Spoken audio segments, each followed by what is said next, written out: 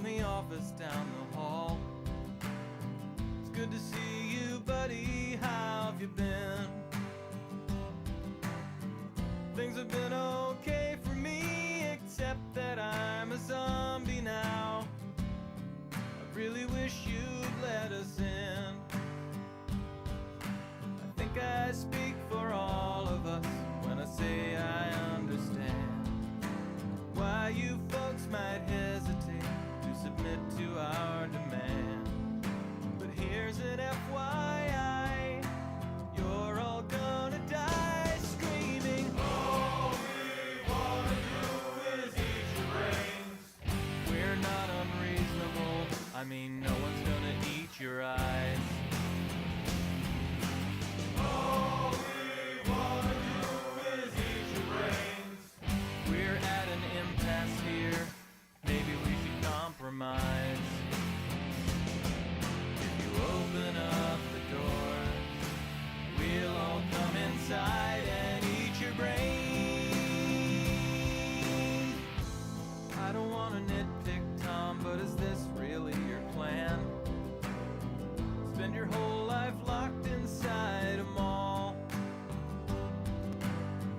Maybe that's okay for now, but someday you'll be out of food and guns, and you'll have to make the call.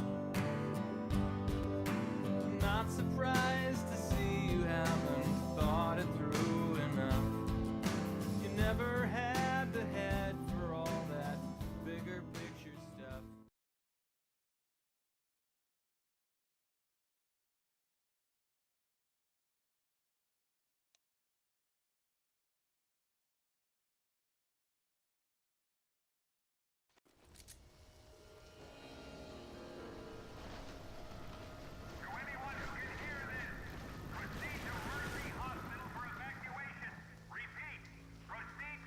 Hi, my name is Gabe Newell, and welcome to Left4Dead. Left4Dead is our first attempt to combine the strengths of single-player and multiplayer games. We wanted to take the character-driven storytelling of our single-player games, like Half-Life, and combine it with the social replayability of our multiplayer games, like Counter-Strike and Team Fortress 2. Plus, Left4Dead has zombie hordes and co-op, so what's not to like? To listen to a commentary node, put your crosshair over the floating commentary symbol and press your use key. To stop a commentary node, put your crosshair over the rotating node and press the use key again. Some commentary nodes may take control of the game in order to show something to you. In these cases, simply press your use key again to stop the commentary. Please let me know what you think after you've had a chance to play Left4Dead. I can be reached at gaben@valvesoftware.com. I get about 10,000 emails each time we release a game, and while I can't respond to all of them, I do read all of them. Thanks, and have fun.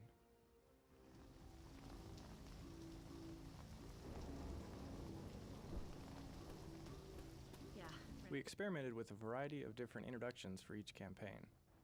For No Mercy, we tried a 40-second fly-in of the helicopter to give the player a more movie-like introduction to the game. Ultimately, we found that such elaborate cutscenes are hard to watch over and over in a game that's built for replayability. Playtesters wanted to get into the game and start playing right away, so we ended up going with a much more streamlined game intro. While we were developing bots for Counter-Strike Source, we discovered that a few of us armed to the teeth with automatic weaponry against 30 knife-wielding enemy bots was a lot of fun. After shipping Counter-Strike Source in late 2004, we started experimenting with new game prototypes. That basic kernel of small team of friends against hordes of clawing enemies was something we kept coming back to, and we soon realized that the co-op versus the horde game had a ton of potential. We started work in earnest on what was to become Left4Dead in early 2005, and in about a week, we had a very rough but very playable and fun prototype. We began our daily cycle of playtest, discuss, and modify that continued for the next 3 years. Left4Dead is the result of this evolutionary design process.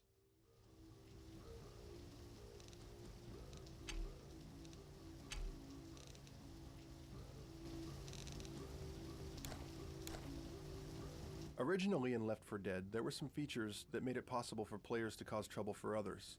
This behavior, known as griefing, can really ruin the experience of a game, especially for newer players. For instance, at this starting location, while players were still getting used to the controls, other players might push them off the roof and cause them to fall and die before the game really even gets started. This is one of the main reasons we changed the survivors' behavior so they could no longer push each other.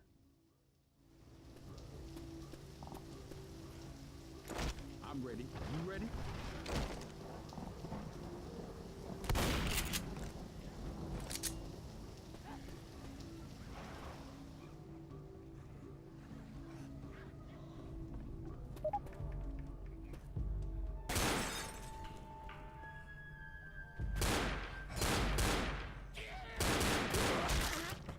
We treat the infected horde as a major character in Left 4 Dead and spend a lot of effort in making their movements believable. This includes hundreds of motion captured animations that are algorithmically blended with the physics system to create characters that realistically interact with their environment and each other. The common hordes stagger around, cough, vomit, fight amongst themselves, lean against walls, sit on the ground, and lie down as part of their wandering behaviors. If something wakes them from their stupor, they become alert and look around for the source of the disturbance. When they see a survivor, they become enraged and acquire that survivor as a target, taking off at a full sprint, leaning into their turns, jumping and climbing over everything in their way, trying to get to their victim. We wanted to express this rage in their faces as well, so we found efficient ways for each member of the horde to make intense facial expressions. We chose to make their eyes a solid milky white, partially because it looks creepy and disturbing, but also because it's much less expensive than drawing and controlling separate eyeballs for each infected.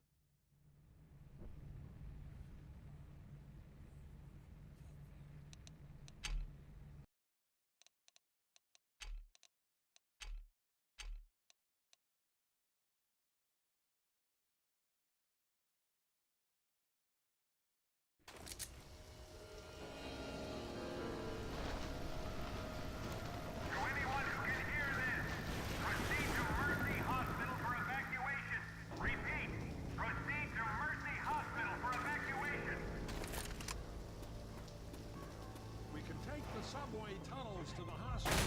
There's a red line station not far from here. Good thinking.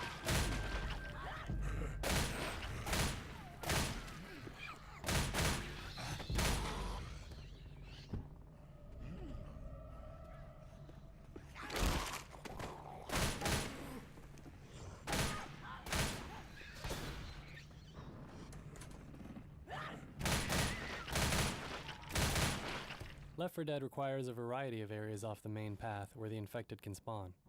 We learned that once we had created these spaces, Left 4 Dead requires a variety of areas off the main path where the infected can spawn. We learned that once we had created these spaces, players naturally wanted to explore them. So fairly late in development, we decided to reward the players for going into these areas by allowing the random creation of bonus items such as pain pills, Molotovs, pipe bombs, and extra pistols.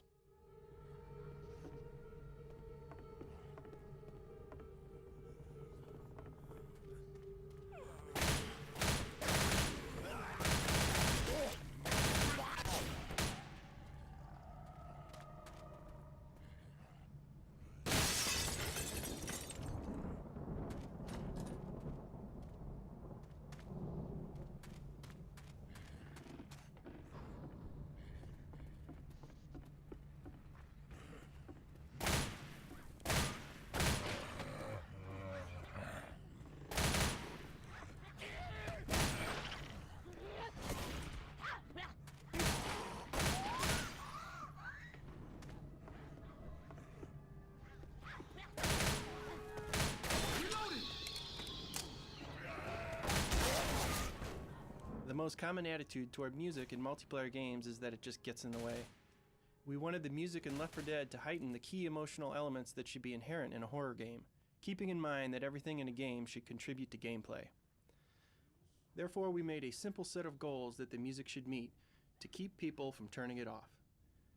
Players who leave the music on are treated to a variety of subtle audio cues that not only deepen the horror experience, but make them better players.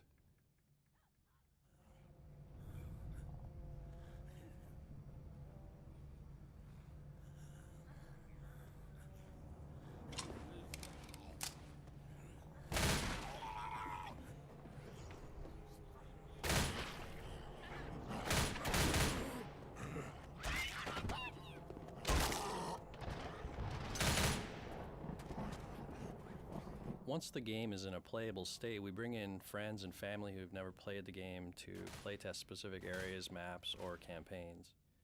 These players bring a fresh perspective and objectivity to the game experience that often gives us new insights into what's working and what's not in our games. We observe their play and experience their exhilarations and frustrations. While playing, we encourage them to talk and ask questions to get a better idea of what they're thinking, though we let them know that we won't be able to answer any of those questions or offer any help. Watching these playtests helps us to tune the game so that the first-time players understand the game mechanics and the basic premise for how the game is played, and that we're achieving the right balance of challenges and rewards. After the play session is complete, there's a final Q&A session where we ask them about their experience to gain more specific insight than we were able to obtain through observation. One approach we use here is to ask them what the best and worst moments of the experience were for them and why. This is especially useful feedback to help us identify and prioritize our key issues in improving the game experience.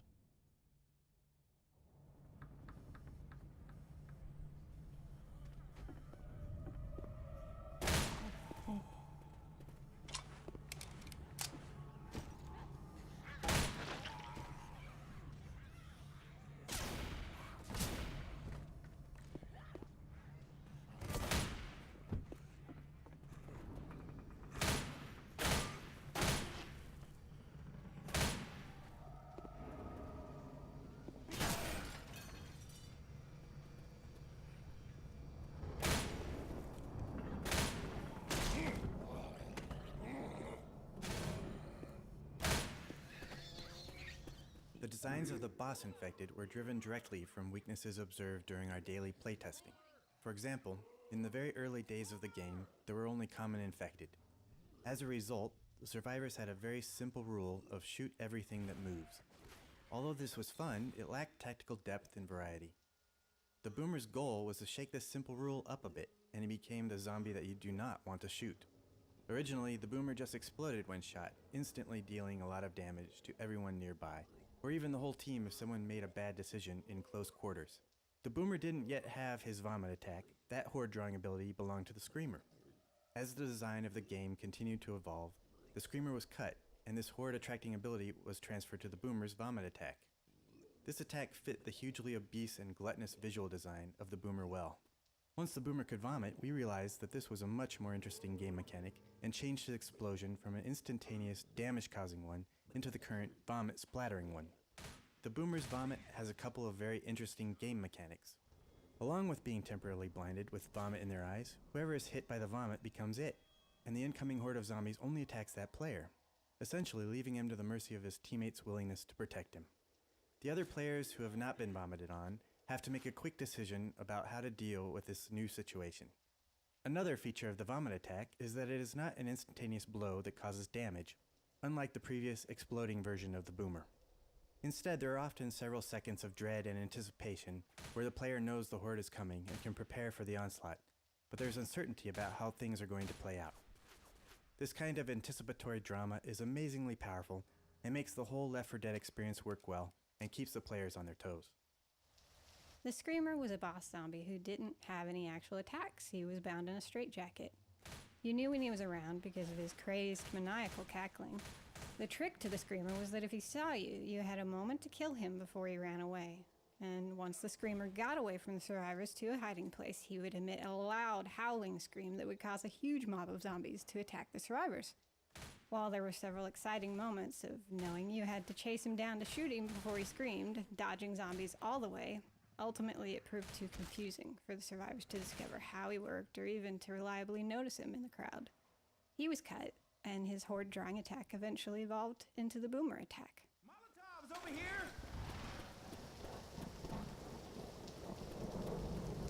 To overcome the horror and darkness of Left 4 Dead, our highest priority was to create 4 believable people for the survivors, which you could connect with. With the design of Francis, we were looking for a large, imposing character that would fit in well during the zombie apocalypse. He needed to feel huge, fit believably into the world, and read well as a silhouette. The biker look was a strong choice, as the read of bare arms, a stained white shirt, and leather waistcoat, all in a 6'5" frame, certainly made for an imposing, pared-back shape that read clearly amongst the chaos. When dealing with an environment that is as dark as Left 4 Dead, a strong graphic read would be essential in combating the visual noise of hundreds of zombies frantically flailing about. The survivors are in effect visually our last hope and read as warm and enduring people in a world gone mad. The zombies, on the other hand, are desaturated, fairly cool in their colour palette, and lack a lot of the contrast of our survivors. The 4 characters were designed as a unit, so that while they stand out together from the rest of the world, their strong silhouettes and colour contrast provide clear reads for each individually, yet a signal team. We wanted to conjure 4 survivors that would resonate realistically, and thereby complete our horrifically rendered vision of the zombie apocalypse, which you, the player, now find yourself in.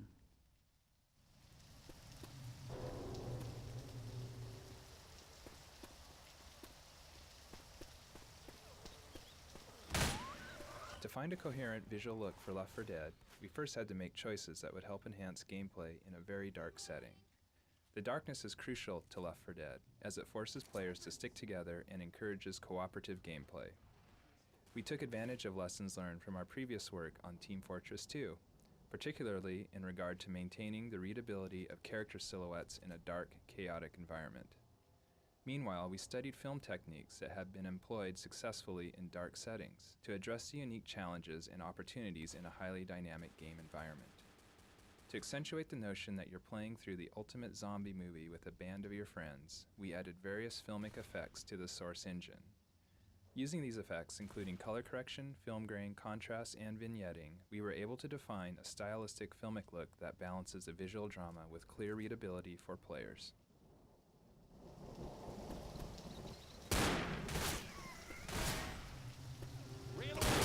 Station's just around the corner. When we started what was to become Left 4 Dead in late 2004, or Terror Strike as it was known at the time, our team was quite small. However, we knew we had certain strengths, one of them being AI. AI is just shorthand for software that results in apparently intelligent behavior, which can take many different forms. In our case, we wanted to explore procedural content generation, creating an AI algorithm that would generate endless amounts of content for players to consume. The advantages of this are many. Not only would the game be infinitely replayable, but we could theoretically create huge amounts of game experience with a small team and some clever programming. The reason we decided on a humans versus the zombie horde motif was that the actual core game mechanic, shoot lots of zombies, is kind of a known fun quantity. That allowed us to take more risk on the side of procedurally populating our zombie world, than to experiment with a procedural system that manipulates the dramatic pacing of the game. Taking this risk has really paid off so far. Not only do we, the dev team, still enjoy playing our game after doing so for 3 years, but the procedural population system has really saved a ton of effort. For example, if we tweak some portion of how the game plays, we only have to do it in one piece of code, which then automatically populates all 20 of our maps and all future maps we or our fans create in this new way.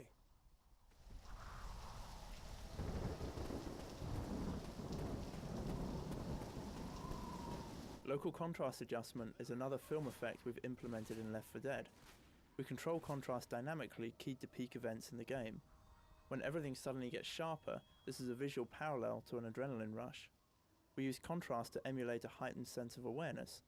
While players may not be consciously aware of these effects, they eventually come to associate subtle changes in visual presentation with shifts in the game's intensity.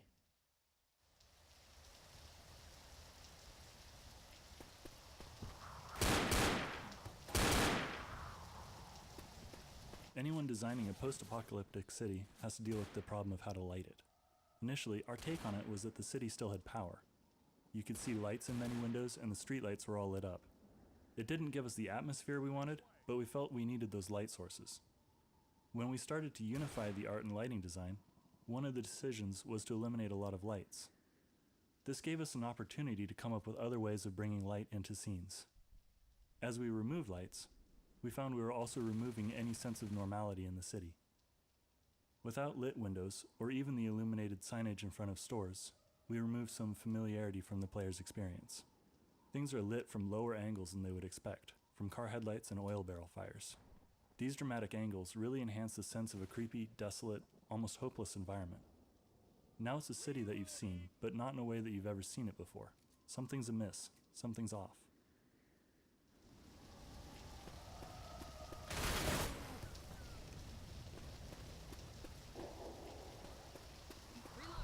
Where's the station? Car alarms are an example of what we call panic events, brief, intense, and maybe avoidable moments. In the classic post-apocalyptic movie, car alarms go off, but there's nobody around to respond. It's just another sign of things having gone down the tubes. We initially put the car alarm cars in just as a cool effect. But when we hit on the idea of having the alarms call up a horde of infected, we knew we'd found the right use for the car alarms in the world of the game. It's really great when this kind of classic genre element can serve a gameplay purpose as well.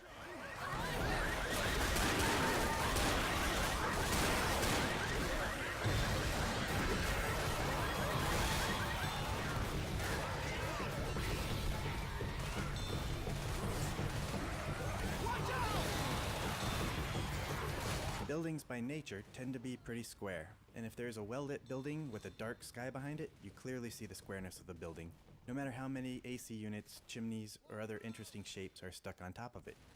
So what we did here was flip the typical lighting scheme and put a bright sky behind dark buildings. Suddenly, the pipes and chimneys blend into the building's silhouette. Now, instead of seeing individual details like the AC units, you're seeing a much more complex, organic-looking skyline in the background.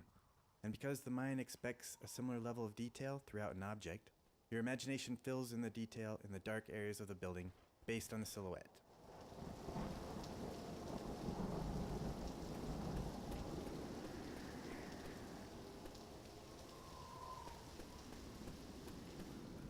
Early versions of Left 4 Dead allowed more skillful players to run off on their own without much fear of deadly consequences, bobbing and weaving around the infected before they could react. The addition of player slowdown, when hit by a common infected, severely reduced the player's ability to simply run straight through the horde. More importantly, the Hunter Pounce and Smoker Hang presented fatal situations for a player on his own. These additions instilled the fear of being alone in even the most seasoned of FPS players, reinforcing the value of tight teamwork.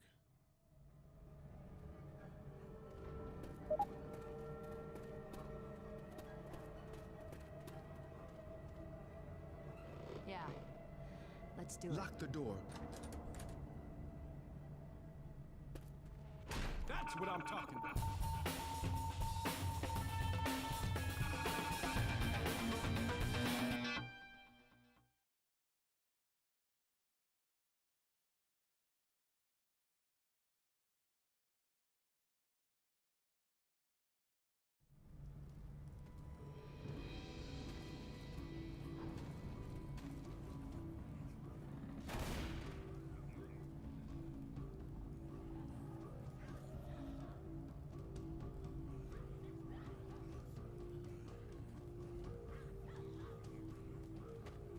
Through playtesting, we found that Left 4 Dead's unique cooperation mechanics were tricky even for seasoned gamers to grasp immediately.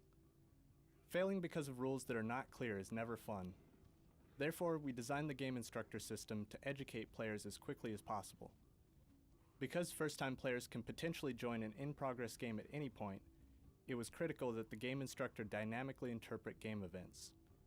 It keeps a running list of the lessons that can be taught in the current context and displays the ones that are most important. It also tracks how many times the player has successfully demonstrated that they've learned the lesson. Once the player has proven competence at any specific lesson, the hint is never shown again.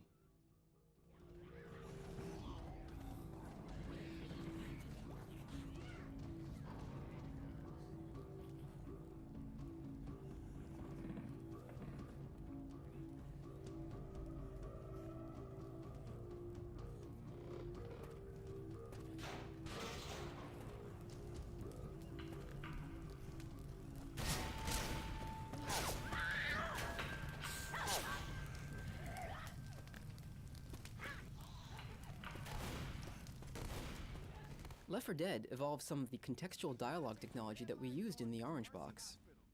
Each survivor has a large database of lines to choose from based on their present activity and a variety of factors, such as their health, stress level, kinds of special infected seen so far, and many others. Each line can potentially trigger an automatic response from another character, allowing rich conversations to be dynamically generated based on the player's history together in the game so far.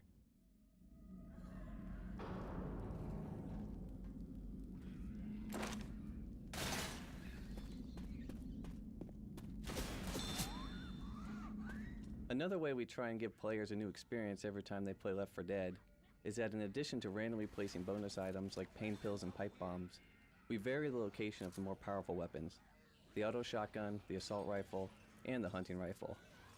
These weapons will always appear somewhere on the main path, but there are 4 different areas in the subway station where they can spawn. This means that players can't take these positions for granted on repeated playthroughs, and must keep their eyes open for the weapon upgrades.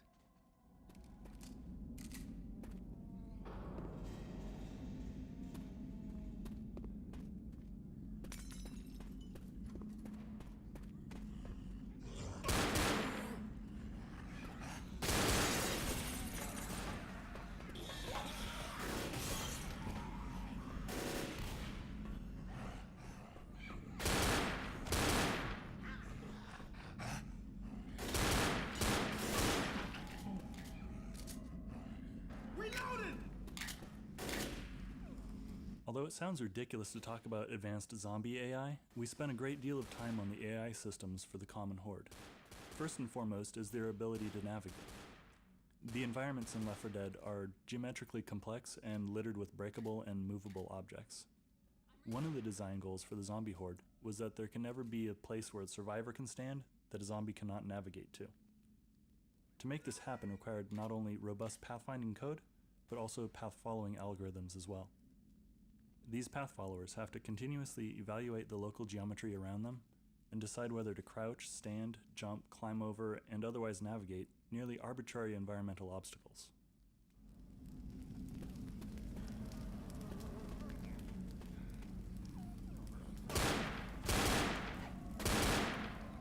This covered body is an example of how we tell a story in the levels without using any words or overt storytelling. We wanted to show that there are other people in the world that are survivors like you. We figured most people wouldn't survive very long and you'd come across their bodies, but we needed a way to set these apart from all the dead ragdolls of the common infected. By simply covering a body with a blanket or a sheet, it becomes really obvious that this guy had a buddy, a friend, and when he went down, his friend had compassion and covered him up. This also tells a story about the state of the world, that they wouldn't want to go out and bury the body. They couldn't expose themselves to infected. So they'd have the bodies right there with them, but covered. Sometimes you'll see a covered body right outside a checkpoint. So it's like they were in a safe area, and maybe during the night their buddy died from his wounds. So the next morning, the other survivors didn't really want the body in there with them, so they dragged it outside. This was the best they could do for the guy. Reloading.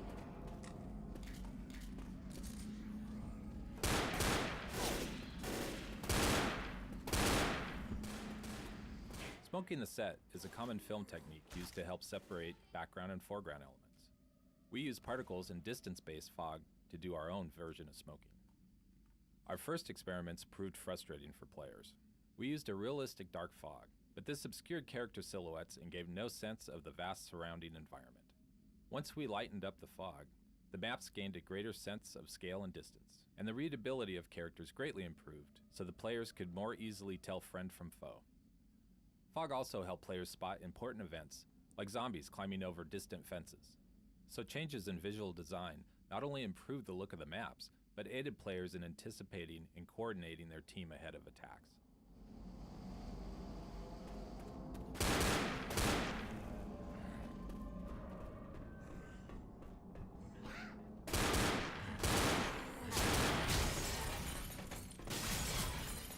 Early playtesting revealed that players often didn't know that other survivors were in need of help, even though the status of the other survivors at the bottom of the screen changed to red.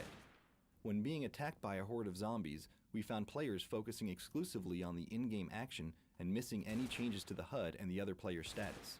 We solved this problem by using glows around the silhouettes of the survivors' character models. We use red glows when other survivors are in need of assistance, and blue glows to show the survivor's location when hidden behind walls or far away.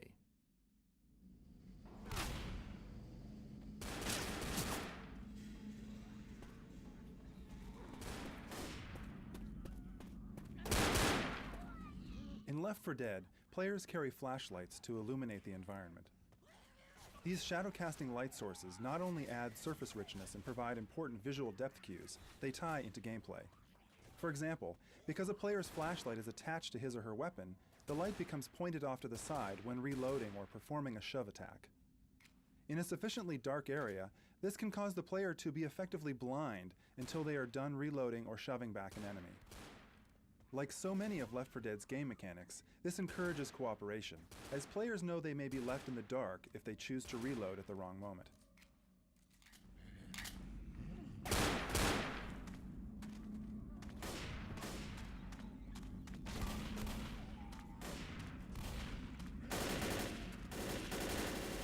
Before there were rescue closets, survivors who died during the game had to wait until the next checkpoint before they could rejoin. As the game matured, the time between checkpoints reached 10 to 15 minutes, clearly too long for a player to sit in spectator mode. Although it may seem obvious now, it wasn't really clear how to bring dead survivors back into the game in a simple and believable way. Once we hit on the mechanic that you're rescuing a survivor who has barricaded himself in, the problem was solved. This solution is typical of Left 4 Dead game mechanics.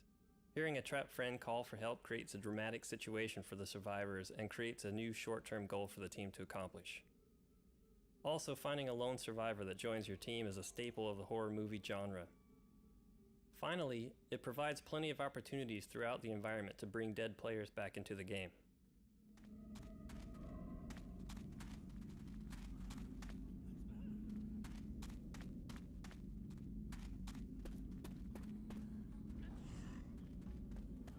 We set out to create an interesting trade-off between the pipe bomb and the Molotov from day one.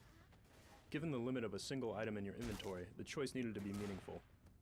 From early on, the Molotov was a clear winner, providing a dynamic area of denial with interesting strategic purposes and pitfalls, especially against the boss infected. The pipe bomb was intended to provide a balance against a rampaging horde, but initially it proved far less successful. Given the frenetic pace of enemies in action in Left 4 Dead, with typical engagement ranges of 5 to 10 feet, using a traditional pipe bomb in any sort of intentional way was nearly impossible. You'd see a mob of zombies, whip out the pipe bomb, and by the time you're winding up for a throw, they'd already be eating your face. No amount of tweaks to the detonation mechanic or timing solved this issue. It simply wasn't fun. Given that the horde is drawn to shrill, high-pitched sounds, we decided to take the homemade nature of the pipe bomb one step further and attach the guts of a smoke detector onto it. This provided just the element that the weapon needed. Against mobs, you now have the ability to draw them to a point and destroy them. It has the strategic advantage of being able to deflect an incoming rush from a user or a teammate who's being overwhelmed, and rarely feels like a wasted opportunity when used. Now when presented with a pipe bomb and Molotov trade-off, you have to weigh what situation you're more worried about facing next, and how the rest of your team is outfitted. The mechanics of the weapon help to reinforce fictional elements within the world while falling in line and fulfilling our initial goals for its purpose. And seeing a bunch of zombies turn into goopy red mist as the result of a big explosion never hurts either. At one point in the development process, playtesters told us that with the exception of the finale maps, they found the experience of going through a campaign fairly flat, with not enough peak moments. So we decided to mix up the gameplay by creating crescendo events. This generator room was one of the first maps where we tried one of these events. To proceed from this room, the survivors must turn on the power to open this door, which attracts a large horde of the infected. These crescendo events create multiple peak moments that vary the pace and intensity of the campaign, ultimately building up to the finale. Crescendo events were the result of a lot of playtesting. Playtesters really love the finales, but since it can take like an hour or so to get to each one, they were missing these kinds of intense experiences along the way. What playtesters liked most about the finale was that it was the one time they were able to stop, catch a breath, make plans, and set up traps for the infected. During the rest of the campaign, you're always on the run, reacting to the infected and trying to move forward. So these crescendo events came out of wanting to get more of that planning and strategy into the rest of the campaign. These events also helped a bunch with team building.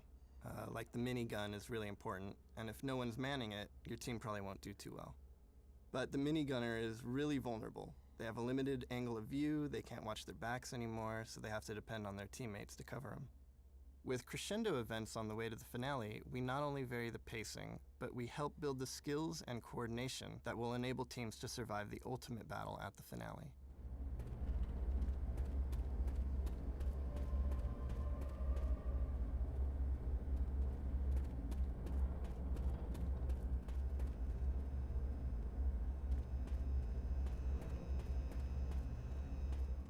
Ammo here!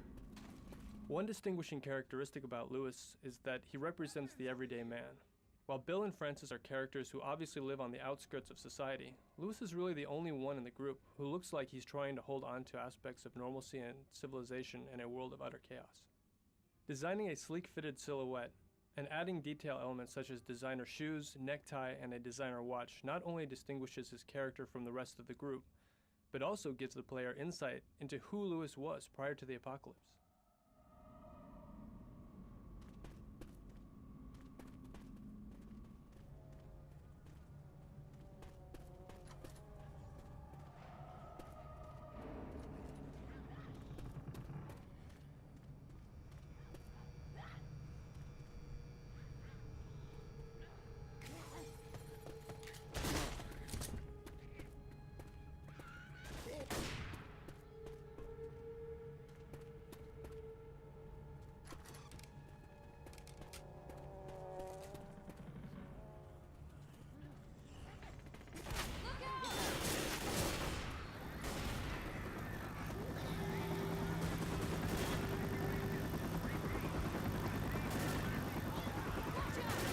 Lighting was one of our toughest challenges. We had to find a light level that was atmospheric without striking players as frustrating or unfair. Wherever possible, we let lighting tell the story and enhance the gameplay. Playtests proved that in a dark game, players will go wherever there's light. All we had to do was set up a few critical lights, and players are drawn to them like a moth to a bug zapper. This simplified lighting also made it easier to read silhouettes, so that players could more easily tell survivors from infected. And the car headlights proved to be one of our most flexible props, casting long dramatic shadows that tell a story of abandonment, while being easily positioned to lead the survivors where we want them to go. Usually, each model in the game has its own unique texture maps painted specifically for that model, which give the object its surface colors and detail. To have a convincing variety of cars using this method would have required as many textures as varieties of car, plus multiple duplicates of the textures in different colors, which would have been far out of our allotted texture memory budget. So we had to find a more efficient way to bring about the same result. For example, the texture on this car is shared with 3 different car models distributed throughout the environment. In addition to this one color texture, there is also a mask texture that allows each instance of the car's painted surfaces to be tinted a different color without having to author a separate texture. So for the cost of 2 textures, you can get 4 different car models in an unlimited variety of colors. Along with the Boomer, the tank was one of our earliest bosses. Where the Boomer broke the rule of shoot everything that moves, the tank changed the team's tactics to require immediate and direct cooperation against a single major threat. If everyone stays calm and engages the tank, they should be okay. If they panic and scatter, or if someone gets selfish and runs off, the team will likely die. One difficulty with the tank was that since we offset his incredible toughness by slowing him down a bit, when tank battles occurred in large outdoor spaces, he was far less effective. Coordinated survivor teams could easily take down the tank before he would close in on them and cause chaos. To offset this vulnerability, we added his rock throw and car slugging abilities. Now, if the tank finds himself far away from the survivors, he can still be effective by ripping up the ground and lobbing huge rocks at them. Along with... Hey! There's a safe house! One of the film techniques we relied on was color correction.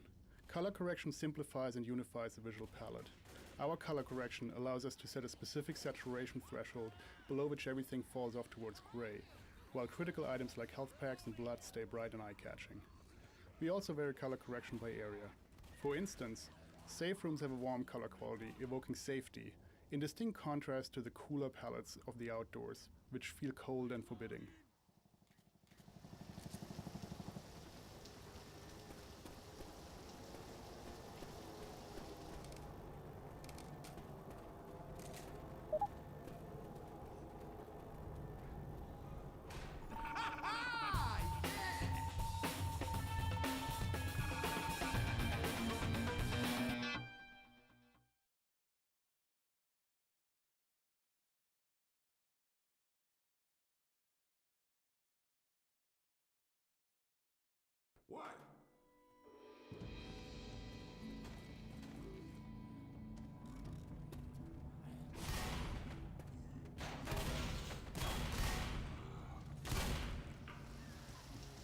Initially, designers placed the spawn locations for common infected mobs in each map.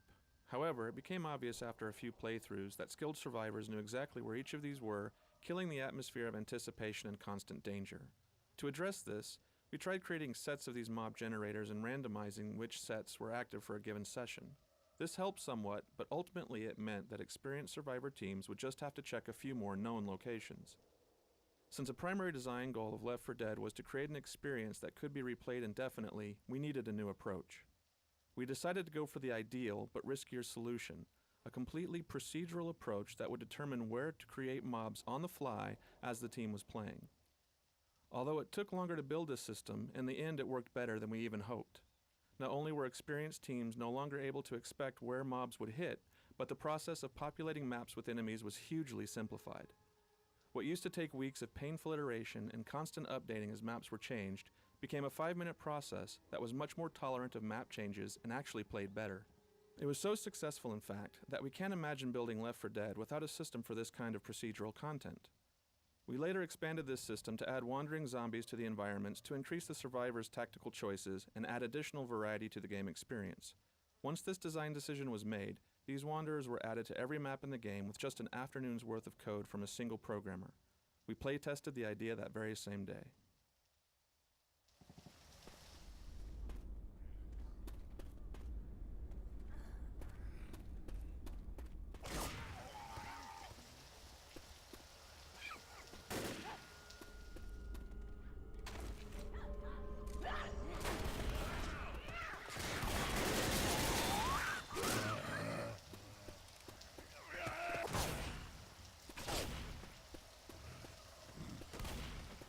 Network bandwidth usage when playing Left 4 Dead is a huge concern. We're constantly looking for ways to reduce how much data the server needs to send to each of the players. In most of our multiplayer games, we're only concerned with other players and their projectiles and weapons. But in Left 4 Dead, we must update not only the behavior of other players, but those of a horde of infected. In the hospital campaign, a lot of the surfaces are flat, such as halls and roadways. By making sure the infected only send their height when it changes, instead of giving complete position updates, we shaved almost 10% of the bandwidth from the server.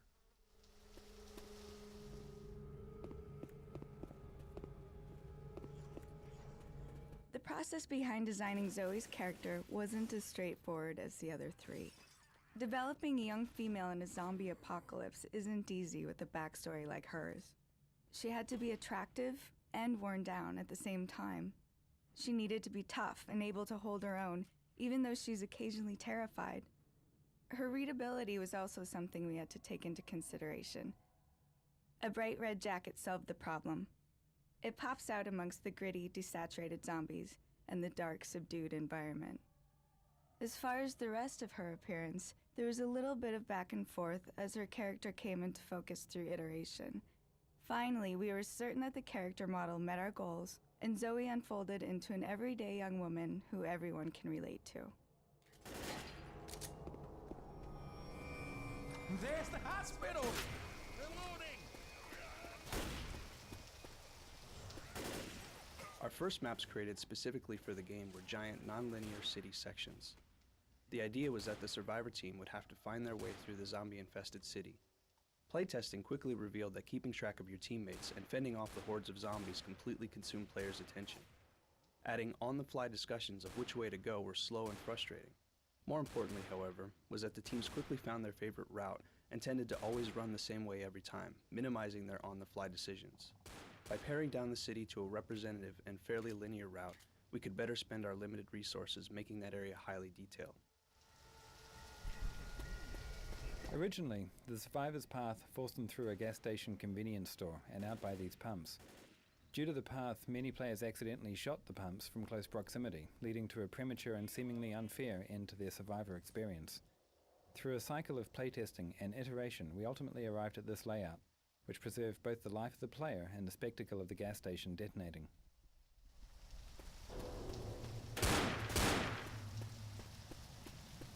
Get on the left! This loading dock was another arena that we designated for our mini-finale. This time, instead of locking the survivors in a defensive position, we decided to have them ride the lift up to a rooftop encounter with the horde.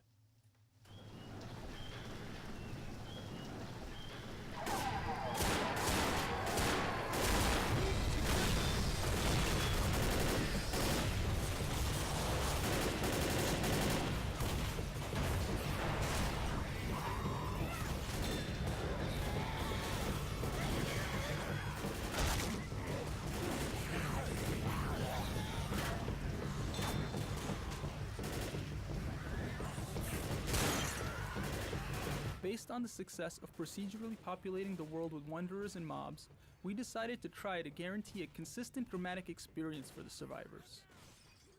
Through playtesting, we observed sessions where some survivor teams would occasionally get into a downward spiral of being overwhelmed to the point that they were never able to regroup and get ahead. This was partially due to some poor choices of the survivor players in varying skill levels, but also due to the luck of the draw with the procedural population system. A random streak of bad dice rolls would either be incredibly exciting for some teams or a death sentence for others.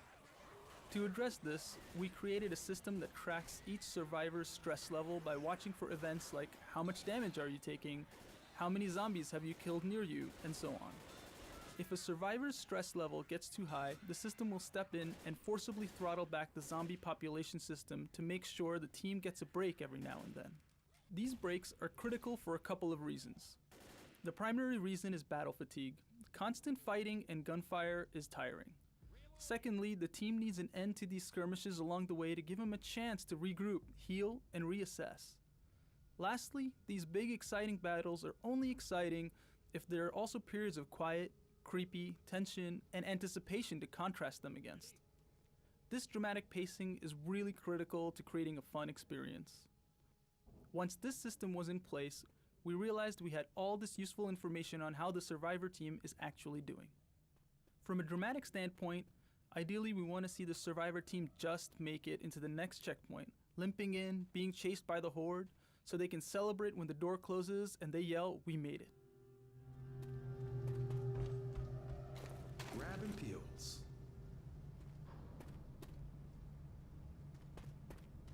Pipe bomb!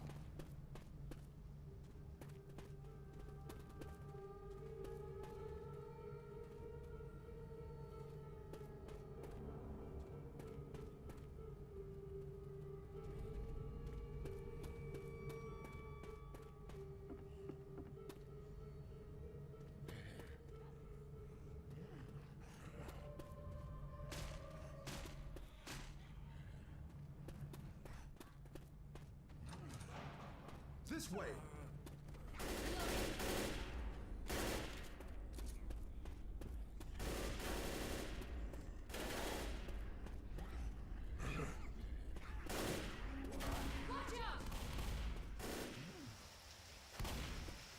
One film technique we brought to Left4Dead was the idea of grain.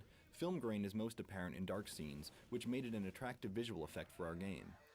Grain does a good job of implying detail in darkness, adding grittiness and texture. However, we found in playtesting that if we applied grain uniformly, people would quickly tire of the effect. We hit upon a method for dynamically varying the grain effect based on light level.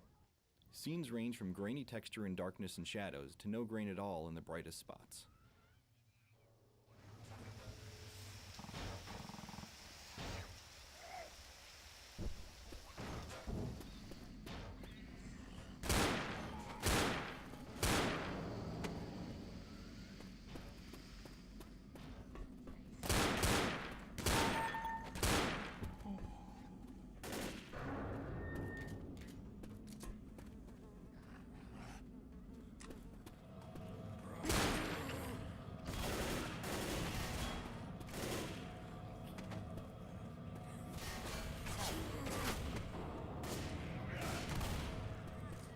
This is gonna be messy.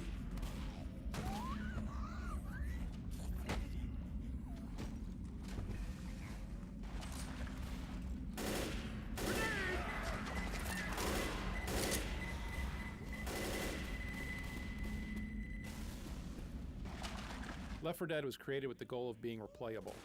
This goal causes a problem for writing, where characters will have the same speech opportunity multiple times over a single session. So we have to avoid having the speech become repetitive. We do that in multiple ways.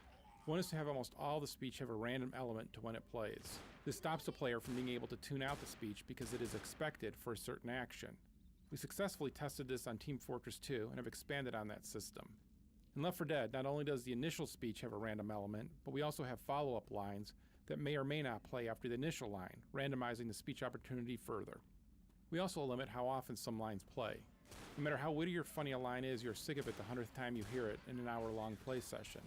To address this, our vocalization system allows us to control the rarity of individual lines or even complete speech opportunities. For instance, a speech opportunity may only fire if you are playing the character Bill and Zoe is healing you and she has just healed you a few minutes earlier. This type of randomization based on combination of criteria help make the speech seem natural and avoid having the player hear it too often. For much of the development of Left 4 Dead, versus mode was the default and only mode. Balance problems eventually forced us to make it a separate game type. The problem was that if we balanced it to provide the survivors a reasonable chance of escape, the experience was a long and frustrating one for the player zombies.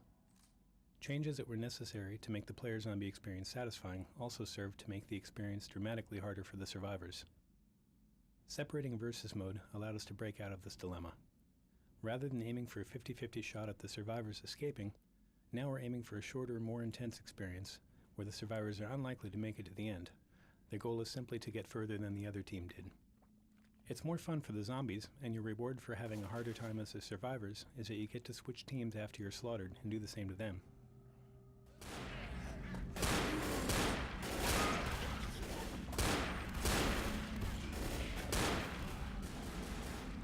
This ladder, from day one, has always been a really exciting place in the campaign, because it forces the team to separate a bit, and players can't shoot while they're on the ladder. If a team's in great shape, they just fly through this area. But if the team is really hurting, everyone will stop and look at each other to see who has the most health. That guy will generally go up first, because chances are there's going to be infected up there. It's not always the case, but often enough that whoever goes up first is going to take a bit of a beating.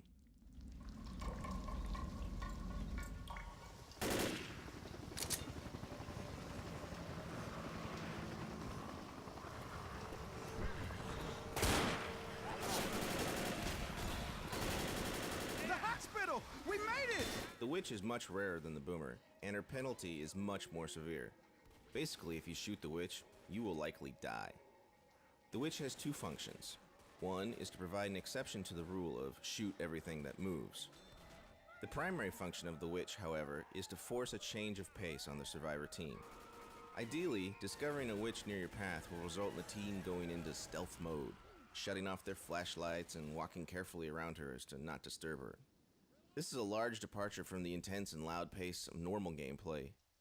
In earlier versions of the witch's behavior, she was far more dangerous. Once she was set off, she went berserk and attacked all of the survivors until she was killed. This proved to be too harsh, particularly for teams of new players. One stray bullet could wake the witch and she would slay the entire team, ending the game. Now she limits her wrath to the survivor who harassed her. If she successfully kills that player, she retreats from the scene entirely.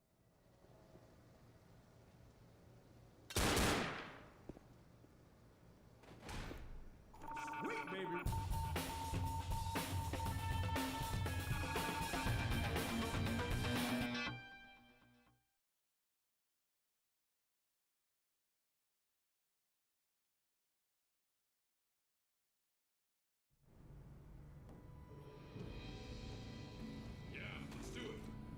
Valve has a long history of gathering real-world gameplay data and using that to improve our products.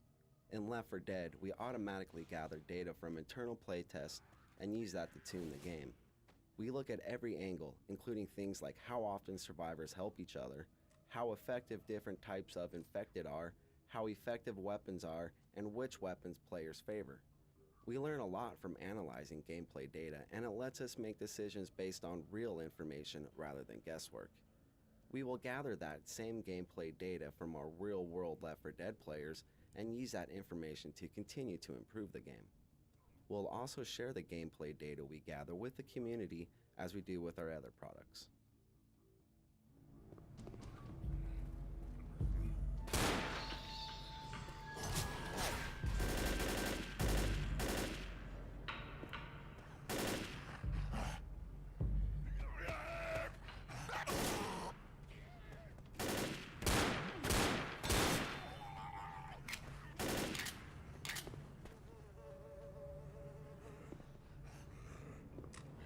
This doesn't smell like a hospital. I smell worse. Since killing zombies is such a big part of this game, we invested a lot of time into making their death animations more dramatic than simple ragdolls. We had a professional stuntman on a motion capture stage perform about 100 different dying animations from different kinds of weapons and hit from different directions, like from the front or behind. We then combine these mocap animations with the physics-driven ragdolls. The result is a really cinematic experience, with zombies that stumble for a few steps into a wall, then slide down the wall and collapse, for example. It's the best of both worlds. We took several steps to keep the music interesting enough that the players would be inclined to keep it on as they play. We keep it changing so it won't become tedious. To this end, we created a music director that runs alongside the AI director, tracking the player's experience rather than their emotional state. We keep the music appropriate to each player's situation and highly personalized. The music engine in Left 4 Dead has a complete client-side multi-track system per player that is completely unique to that player and can even be monitored by the spectators. Since some of the fun of Left 4 Dead is watching your friends when you're dead, we thought it was important to hear their personal soundtrack as well. This feature is unique to Left 4 Dead. In Left 4 Dead, players are constantly getting attacked by mobs of common infected, and have lots of opportunities to view individual infecteds up close. Playtesters tend to notice and remember the variety of faces and clothing of the different types of common infected, and it helped to reinforce the sense of a vast epidemic. It was a challenge to create this diversity of looks for common infected, and take advantage of unique clothing or uniforms in specific areas without blowing our model and texture memory budgets. We came up with a system of marking navigation areas to spawn specific populations of infected. Each population type defines probabilities for which common infected versions can be spawned. For instance, lots of TSA agents are spawned in the airport, hospital patients around the hospital, cops in the streets, office employees in the offices, etc. We also paid special attention to infected heads and upper bodies, because playtesters were noticing those parts of common infected the most. By randomly selecting from a lot of small head textures packed in a single texture sheet, using random tint colors for clothing materials, and using random body groups for infected bodies, we could generate over 1,500 different looks for common infected.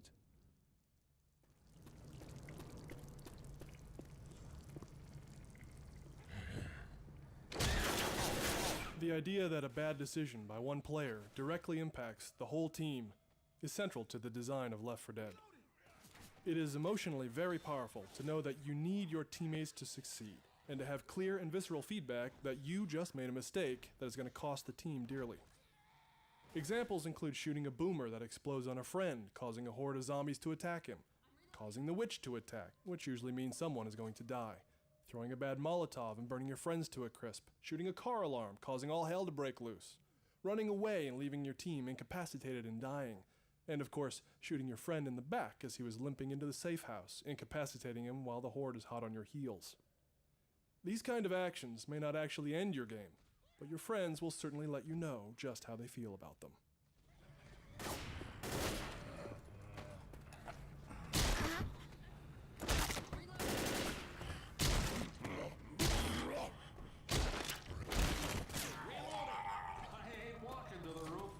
Stairs are a good workout.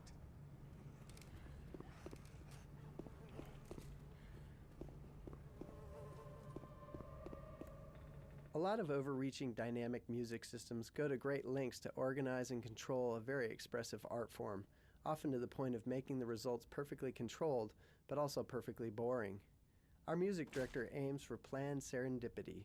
By designing the music and rule sets to increase the probability of beautiful happenstance and to minimize the probability of inappropriate mistakes, we end up with the highest percentage of musical events working as planned, a nice mid-percentage of acceptably artful mistakes, and very few actual poor moments.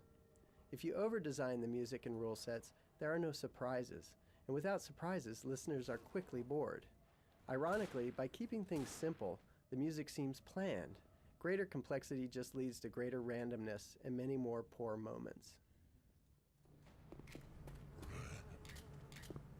One of our goals when designing the 4 survivors was to have a very diverse group of real-world characters who fit in the post-apocalyptic storyline, but that also have heroic and aspirational qualities. Bill was a challenging design problem when it came to finding the correct balance between realism and idealism. In our first attempts, we made him look a bit too old and frail, which made him seem physically incapable of fighting against the horde. On later iterations, we erred on the side of making him look too young and handsome, which broke the fiction that we had for the character. In our final design, we balanced the character backstory and the aspirational qualities, portraying Bill as a once heroic army veteran, who though older and wiser, can still excel at physical combat.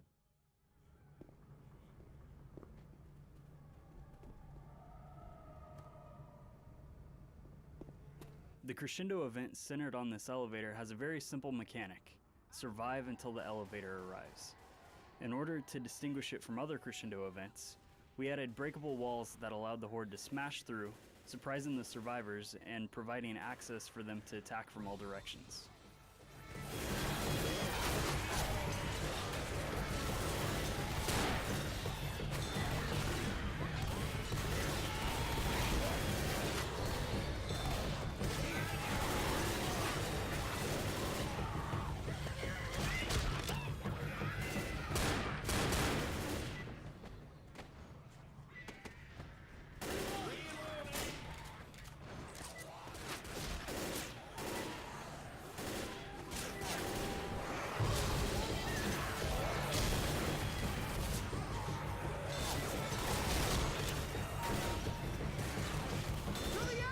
We base the music on what the player is actually experiencing and not on what we want them to experience.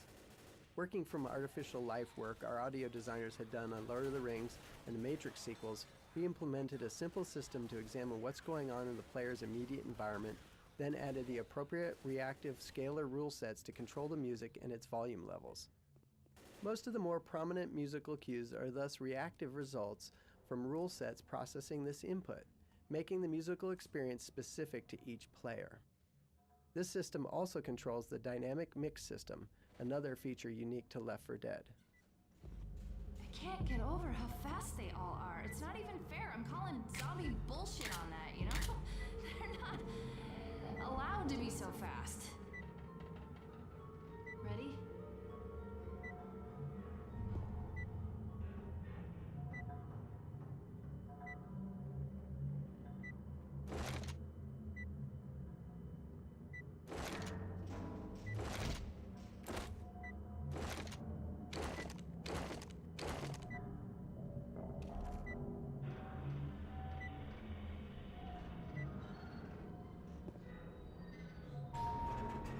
We need to find roof access. Another dialogue feature added for Left4Dead is the ability for characters to dynamically notice and comment upon objects in their world. In other Source games, we could write explicit scenes for supporting characters to act out at certain points in the world, but in Left4Dead, we can never be sure which survivors will actually be alive at any given moment. So, the game considers which characters are present and their condition before automatically choosing the best available conversation that includes whoever is around.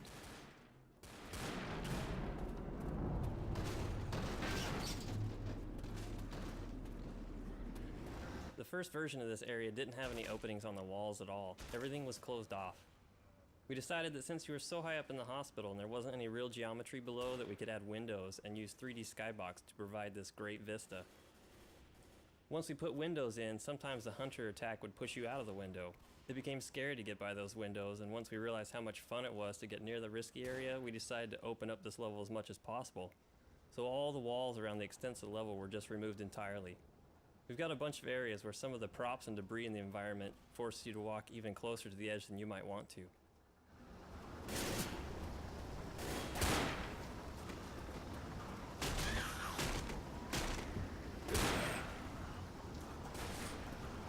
Given all the rooftop in the game, we saw a survivor falling off a lot, and it wasn't much fun. Player would make it all the way up here, heading for a checkpoint, and then a zombie would come around the corner, and they'd back right off the edge of the building and fall. We wanted to give them a second chance, and in the process encourage the cooperative type of gameplay we were aiming for.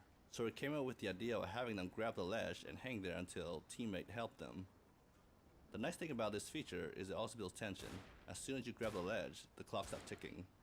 You watch your character go from hanging with 2 hands to dropping off to 1 hand till eventually he slips and falls. In the older version, you simply fall and that was it. It was over. So solving a problem consistent with our game design principle led to another opportunity to build team play and tension.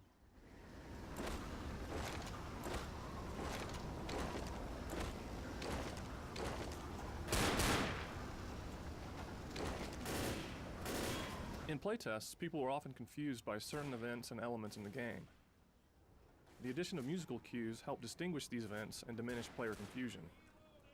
This was similar to the way that we experimented with distinct visual silhouettes in order to make our characters stand out in a chaotic environment. Audio silhouettes work on a preconscious level and are rarely perceived as intentional.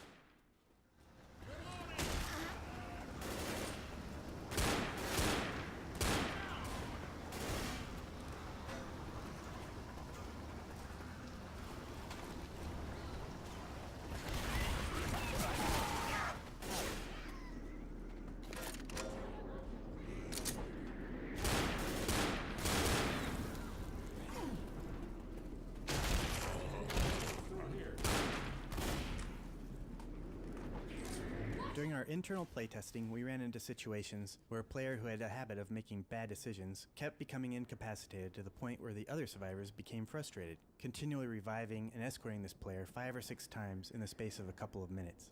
Adding the third strike and you're dead rule solved this issue 2 ways. First, it temporarily took these players out of the game and allowed the rest of the team to proceed and enjoy their experience. Second, the players who died found themselves as a spectator watching the more successful players. This not only gave them the opportunity to learn how the remaining players were surviving, but how they might improve their own performance as well. It also let them cool off and regain their composure in preparation for rejoining the game a minute or so later.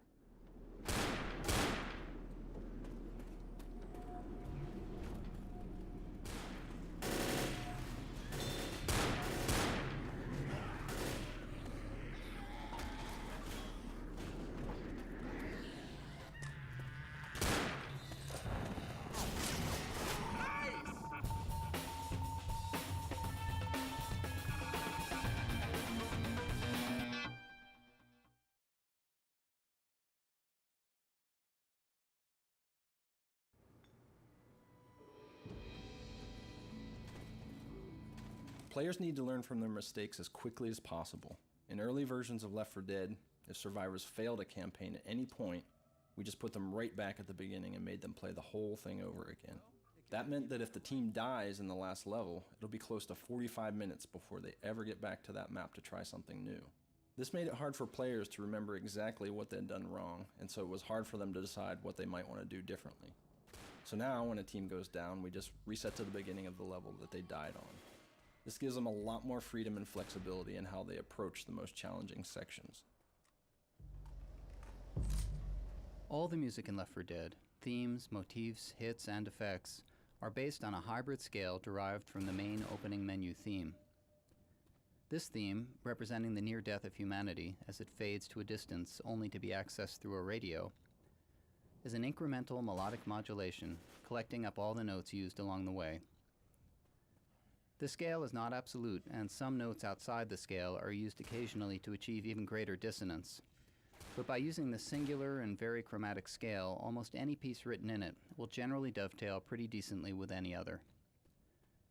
At the very least, the pieces seem to spring from the same musical universe. The resulting tunes are deceptively complex, easy to remember but difficult to sing accurately.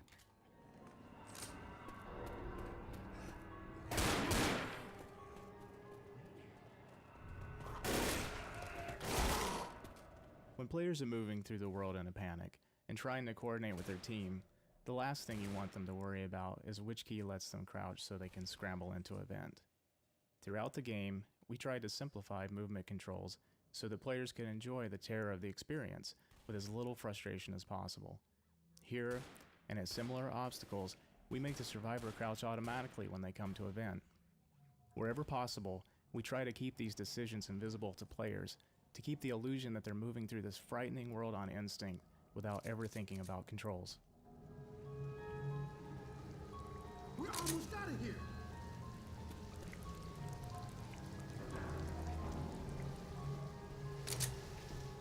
There's the landing pad. The hospital rooftop is the finale that saw the most iterations. It's the first one that we ever built. The initial design had the survivors inside of a building with the helipad outside. You would fight inside the building till help arrived, and then you'd go out to the helipad to escape. We found that it was too easy for the survivors to back into a small room and hold out, just shooting the infected as they came through the doorway. This killed the drama because we'd have hundreds of infected attacking the rooftop, but you'd never see them, only the trickle that got through the doorway.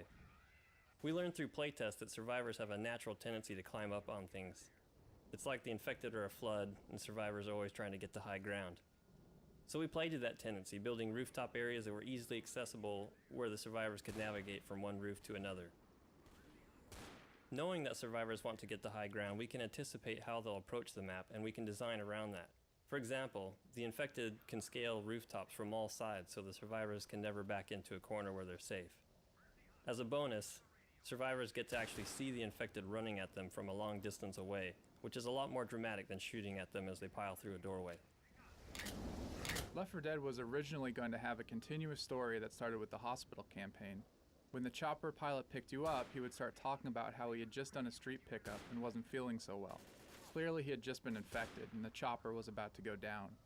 We found that this left playtesters feeling let down, instead of rewarded for having survived the challenging campaign. We decided to cut that section of the pilot's dialogue and kept the ending upbeat, reinforcing the player's sense of accomplishment.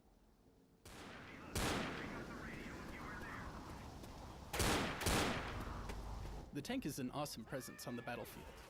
It's the only zombie that can withstand any amount of direct fire. To successfully combat a tank, the survivors need to work together and focus on their target, and even then the chance of catastrophe is high. With all of this power, it's a huge reward when a player gets to play the tank.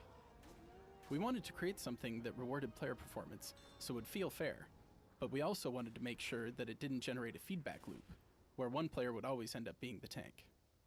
Often when trying to solve a game design problem like this, it's good to look at mechanisms that exist outside the gaming world that solve the same problems.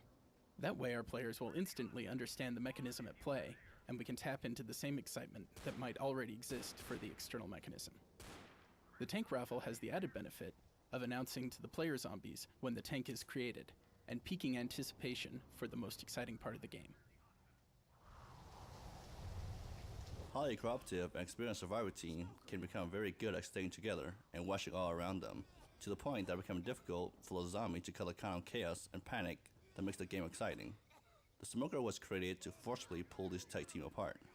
Moving just one survivor far out of position with a smoker tongue attack proved to be enough to break things up and bring the chaos back.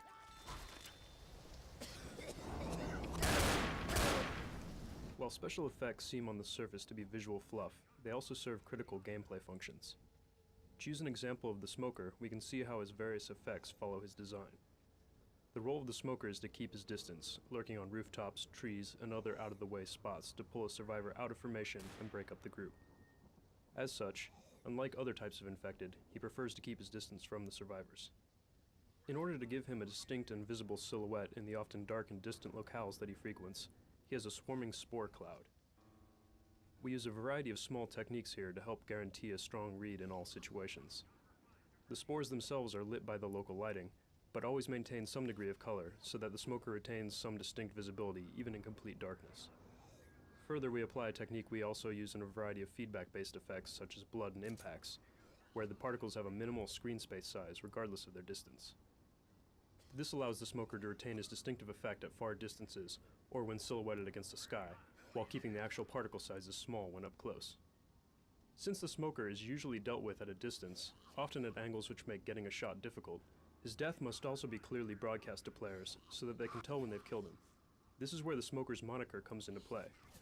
When he is killed, he releases a large smoke cloud, which is not only a visual payoff for killing the smoker, but a clear read that he has been defeated and won't escape to attack again.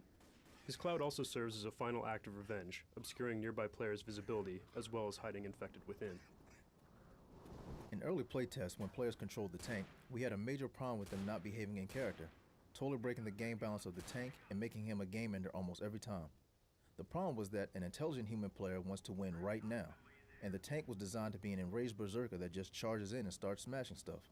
Having a tank that can take tons of damage, has an incredibly powerful melee attack, and is smart, hides in choke points, and stays in cover constantly, as a smart human does, was a huge problem. One choice was simply to not allow the tank to be human controlled and to leave it to the AI to drive its behaviors consistently. With that as our fallback, we worked on trying to find a behavior modifier that would encourage human players to act in a more tank-like way. Eventually, we settled on a fairly simple solution, the patience meter. When a human becomes a tank, he has a certain amount of patience, which is shown graphically on his HUD. This patience wears down whenever he can't see the survivors. If the tank's patience runs out, the player loses control of the tank AI and he returns to spectator mode. This allows the player to decide how to engage the survivors, but makes it clear that he needs to get in and start swinging or he'll lose his turn. By making this behavior contract clear to the player, we get the kind of tank behavior we need, and human players get to enjoy causing total chaos as the biggest, baddest boss in the game. We knew we wanted homemade weaponry for Left 4 Dead, and a pipe bomb seemed ideal. However, for a long time the pipe bomb wasn't very fun. We tried various things, such as having a pipe bomb kill a tank. That certainly made the pipe bomb valuable, but instead of being exciting, it made the tank battle anticlimactic. We also tried making the explosion radius much larger, but the instant explosion made it difficult to time perfectly to be effective against a mob rush. In the final months of development, one of the animators suggested the pipe bomb having a beeping, flashing light that attracted zombies. That added the missing fun element, an interesting and useful tactical choice for the survivor. We prototyped this new pipe bomb behavior, and it was an instant success. There are definitely situations where you want a Molotov, but now that choice is harder to make because both are useful and fun. Because teamwork is so important to gameplay in Left 4 Dead, we wanted to give players feedback on how they and their teammates were working as a team. The first version of this was something we called awards, which is basically a large collection of positive and negative player actions. It was like having merits and demerits. Awards showed up as icons in the HUD, and everyone could see what awards other people on the team were receiving. This turned out to be too complex and confusing. It was hard to decipher what the icons meant, and the negative awards just hurt the feelings of new players rather than educating them. Also, with so much activity going on in the game, it was hard to notice the award icons at the time the good teamwork occurred.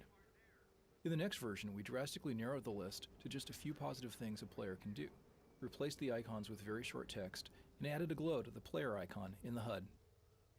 This had the desired effect of reinforcing good teamwork right when it occurred and broadcasting players' good deeds to his teammates.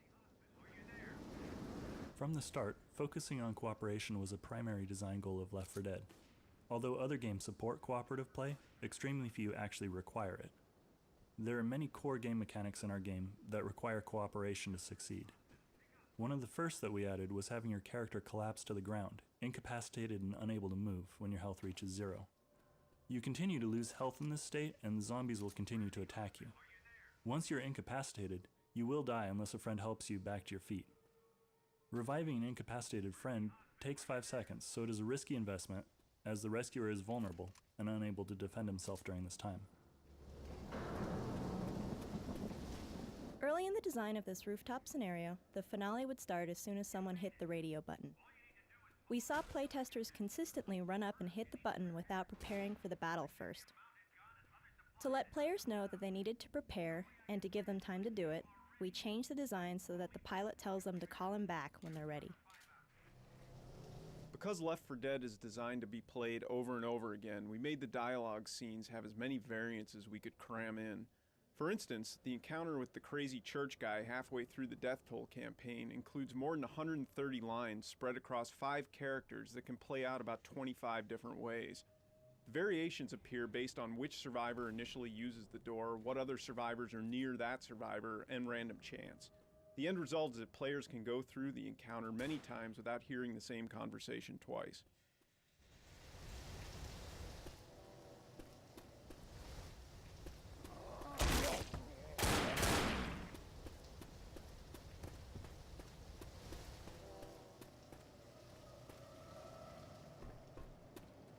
While there are hundreds of infected types mobbing the player in Left 4 Dead, there are only 4 survivors.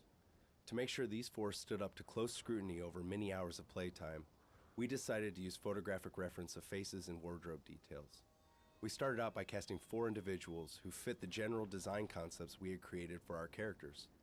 These models were photographed on a turntable under both flat and dynamic lighting conditions in order to provide reference for modelers and texture artists. In addition, each model was photographed in a custom-built mirror box, which allows us to capture simultaneous front, right, left, top, and bottom views in a single shot. The talent was guided through a matrix of facial expressions, creating a complete catalog of movements and expressions for each character's face. This is an invaluable resource for our modelers and animators when they start to recreate these expressions in 3-dimensional models.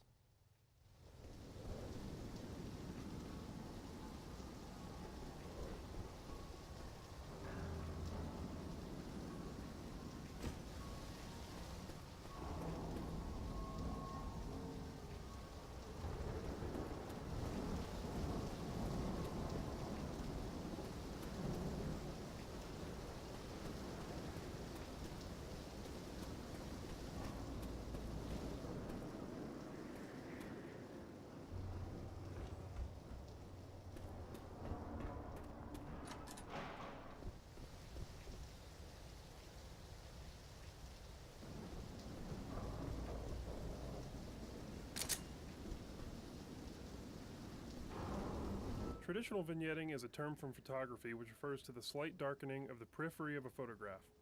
In our vignetting approach, we darken only the top edge and corners. This focuses player attention down into the middle of the play space where it belongs, while also creating a sense of oppression or claustrophobia. This is a great example of how a visual enhancement can have a positive effect on the overall game experience as well.